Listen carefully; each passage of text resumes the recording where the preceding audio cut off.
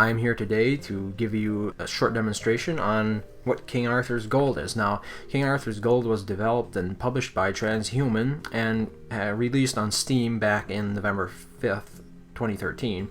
But basically, it's like a crossover between Worms and Terraria. If you've ever played either of those games, you will definitely notice some distinct characteristics. Mainly from Worms, it has inspired a sense of very destructive gameplay.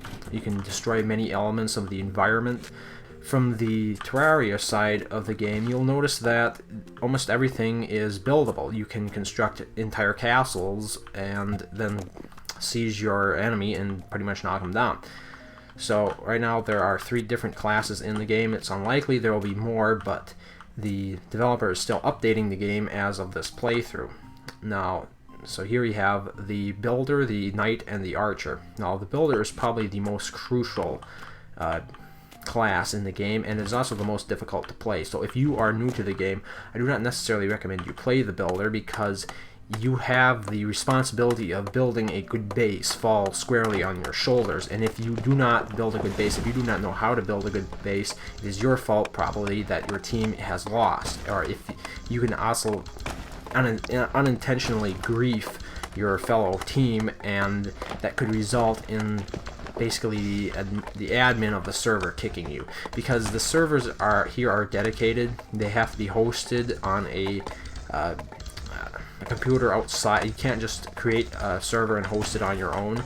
So if you do not have a computer you can just host a server on, you're not going to be able to set one up to just play with your friends, which is sort of a downside to this game, because the community itself is, while it's not exactly all that active, they are very particular about who they sort of let in.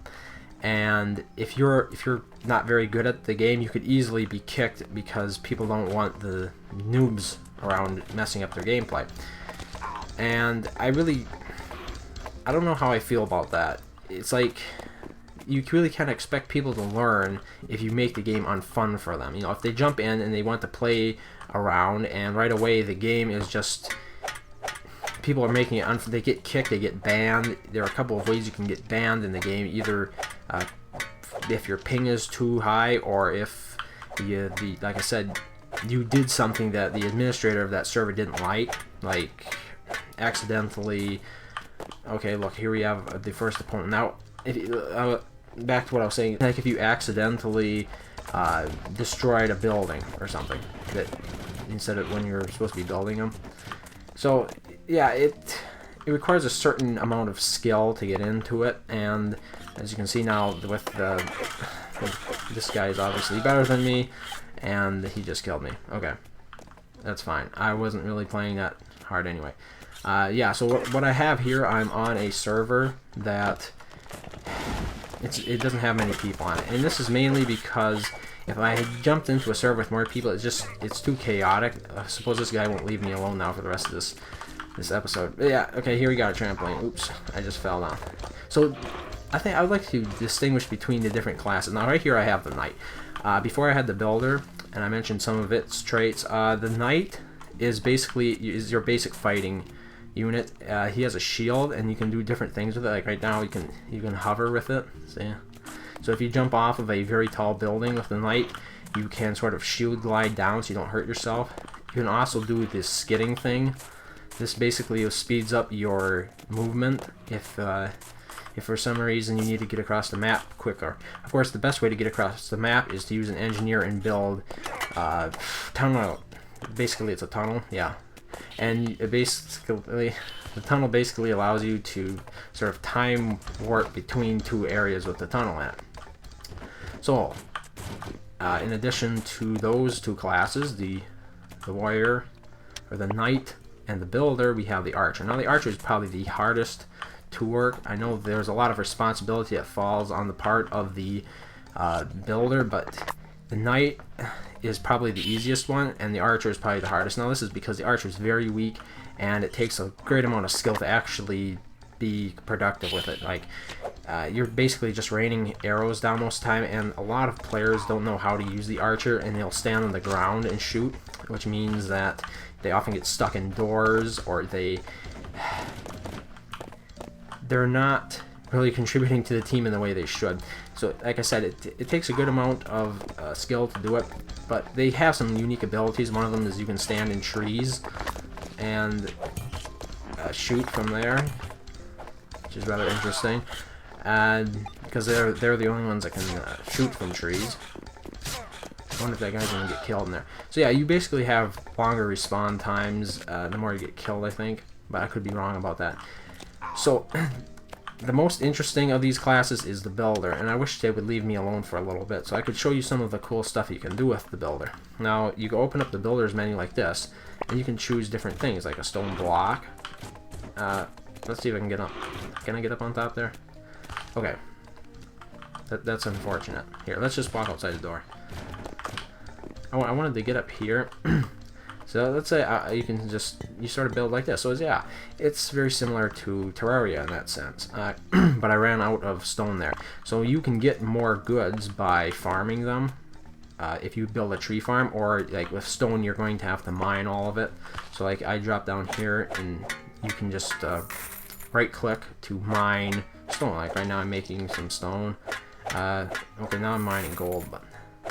And you use the stone and you use the gold to build workshops and basically defenses. You can build all sorts of traps. If you search on YouTube, there are some pretty funny ones, like the charged arrow. What would you call it? It's like a charged arrow bungee trap, or the sawmill killing pit. And that is one interesting thing. If you can build a sawmill right underneath these trees, you just chop down the tree, and instead of having to chop each individual block, you can it'll just all fall right into the sawmill and automatically saw the boards for you and put them right into your inventory. Now I'm thinking of quitting this server and just joining a more active one now that I've sort of showed you how the different classes work. But this guy seems intent on killing me, and it's doubtful I will be able to really show you any of the unique aspects of it. So there are two basic gameplay modes in the game. One is capture the flag, which you have seen right here. You're basically tasked with getting that flag from the enemy and returning it to your own flag. And the other one is sort of a take the halls, where you're sort of capturing halls, but you don't have to return them to your hall, of course. So yeah, so in addition, before moving over to a more active one, let's take a look at the settings ones. Now you'll notice the settings, they start off right there. They have text right above it. You can move that panel to wherever you need it to be. Yeah, so you can really customize your character here. You can choose its gender, you can male or female, and then there are a whole bunch of different heads that you can have for the character. If you get sick of the bald builder, you can choose some reptile skeleton. But what's more important, I think, are the controls and the different ability or options available to you in the game. All the options or settings can be accessed from right within the game while you're playing, but you'll get killed. So you probably want to do that before you actually jump into a game. You can change many of the keys, but video is pretty basic. You cannot adjust the definition or resolution. You basically just have the ability to uncap the frame rate, which right now it's allowing it to run at 60 frames a second. If you keep the frame rate capped, it'll be at 30 frames. I'm not sure why that's still a thing on PC, but yeah, I guess it is. With sound, you basically have your audio and your music and your sound sliders, game music, so that's pretty basic. And then there's miscellaneous, a fixed camera. It doesn't allow you to move the view with your cursor. The kid's safe basically turns off blood chat filter. Some of these lack tooltips, which is really sad, but let's quit. But that pretty much covers the settings available in the game. Wait, let's go back here a second. Yeah, so the game also features solo, and although the meat of the game is multiplayer and you're not going to be spending much time in single player mode, there are a couple of modes or tutorials to get you started, although you might have to play through them a couple times before you really are familiar with how it works. There's the Save the Princess mode, which is sort of like a mini campaign that you can undertake. It can easily be completed within half an hour, I'd say. Then there are challenges, which not for me. And then of course the sandbox mode, where you can finally play in peace without having somebody grief you and continually bring your castle down, because that's what happens if you play the multiplayer sandbox version of the game. I've tried it, and somebody will just spawn the game. Oh, look, you built a tower up there. Let's just bring it all down. Yeah, don't do that. So basically, you're allowed to browse servers in the game. The best servers will have the lowest ping. You don't want to join a server with too much ping, because that will result in you getting kick banned from the server for about 20 minutes. So that was just one of the two types. If you are banned from a server, do not despair. It was probably just a temporary ban, and just try back an hour later or so, and you'll probably get back on if your ping times have improved. Let's try. Let's find something with a lot of players in here. That's laggy. There's 9 players, 8 players. This is team deathmatch. Okay, let's try this just to see. Hopefully, the other players in the game will be making things a bit more interesting. Because when you're just playing by yourself, like you saw that one guy chasing after me, it doesn't look all that interesting to a new player. No smile. Oh, waiting for the game to end. Okay, that's too bad. Let's try again. As you can see here, finding a match is probably going to be one of the hardest things. Maybe you could, I mean, if you're really interested in learning to play and stuff, you could get in contact with the forums. A lot of these servers are password protected, so if you don't have the password, you're not going to be able to get into them, because they don't want, like I said, they're really rather hostile towards noobs. And if you don't know how to play the game, they probably don't want you around. They don't want to teach you. You're expected to learn yourself. Yeah, so there are a lot more servers than there were here last night, but too bad I can't find anything that has a good ping of some players in it. 8 out of 20.